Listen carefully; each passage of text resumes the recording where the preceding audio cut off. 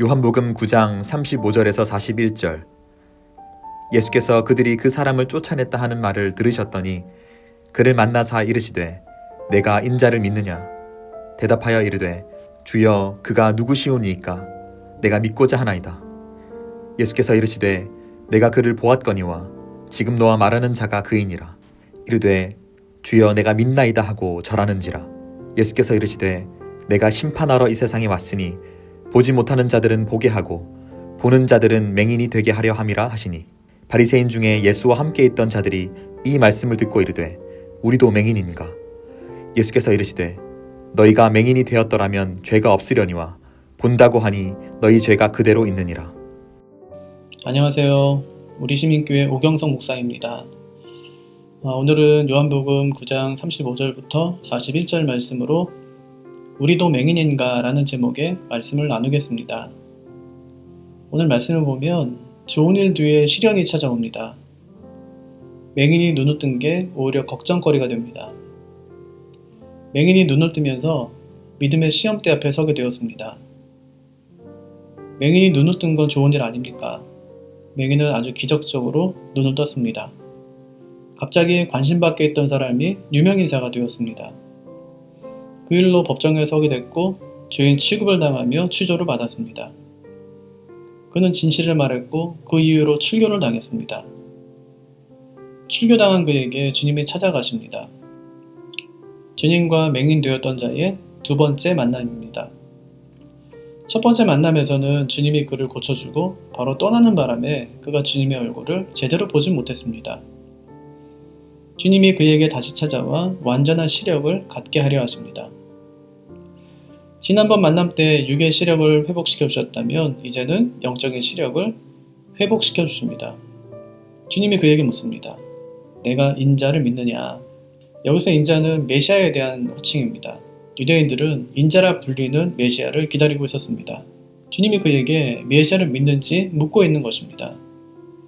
그런데 맹인은 그가 누구냐고 묻습니다. 주님은 네가 그를 보았거니와 지금 너와 말하는 자가 그라고 말씀하십니다. 맹인이 이 말씀을 덜컥 붙잡습니다. 붙잡는 순간 육체적인 시력과 영적인 시력 모두가 회복됩니다. 주님의 치유로 육체적인 시력이 회복되고 그가 메시아이심을 고백함으로 영적인 시력 또한 회복되었습니다. 맹인이 주님을 받아들이자 주님이 맹인에게 자신이 이 땅에 왜 오셨는가를 설명합니다. 39절을 보면 내가 심판하러 이 세상에 왔다고 말씀하십니다. 그런데 이 말이 3장 17절에 하신 말씀과는 다릅니다. 거기서는 하나님이 아들을 보내신 것은 세상을 심판하려 하심이 아니라고 했습니다. 그런데 여기서는 심판하러 왔다고 합니다. 왜 이렇게 상반되는 말씀을 하실까요? 하나는 미래에 일어날 일이고 하나는 주님이 이 세상에 계시는 동안 일어날 일이기 때문입니다. 주님은 내가 심판하러 이 세상에 왔다고 하면서 하나님을 따르는 자와 따르지 않는 자를 구분합니다. 그렇게 하면서 보지 못하는 자들은 보게 하고 보는 자들은 맹인이 되게 하려 한다고 말씀하십니다. 여기서 보지 못하는 자들은 누구고 보는 자들은 누구일까요?